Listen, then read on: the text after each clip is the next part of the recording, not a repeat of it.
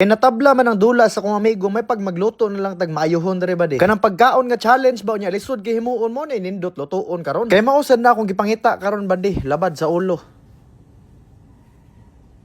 Rada ba di, na-quits cute nung sugal ni Pacquiao times 3 na unta. Mao pala pag human akong ligo ba di ba kay once a week ra mo ko maligo good. Nitanaw ko ani salida ni Kuya S ba di ba kay murag ilaga man putog na unya na mayuhan gyud maayo niya kay hawd kasi mo bake og mga gulay. Pero duda nako ba di kabalo man tang tanan ani na salida ang title ani ka Ratatouille. Mo to nakahuna-huna ko ba di na kung kaya ni Kuya S, kaya po nako. Liliman ga nang ilaga ra na siya. Nagandam lang po ko diri og zucchini, talong ug tomato ba di kay mo man ni ang pinakakinahanglan niya. Kuhaon lang na nimong dahon sa kamatis ba di unya hiwaon nimo ang ilalom ana kay para mapanit ra na siya iyahaon niya. Pabukali lang nag 10 minutes sa ininit na tubig ba di kay muhumok man nag-iyaha para dali ra po na lutoon. Unya ang pinaka-importante gyud natikang ana ba di kay imuhan ang sunugon ng bell pepper nimo kay para mugawas gyud ang iyahang baho. Kung napud kay kaila na apikig baho sa ilok ba di pwede po nimo ni buhaton sa iyaha. Pero ayo lang po na gamita dito ba di kay makadaot man na mukuha lang kutsilyo nya kiskisa nimo na mga pagod. Kaning Ratatouille na pagkaon ba di gikan na siya sa France. Ang meaning sa rata ba di kay stew unya ang tuwi kay tos. Kumbaga sa Bisaya pa murag ipabukala na ginisang gulay ba. Bantog ra daghan sig pitok-pitok dito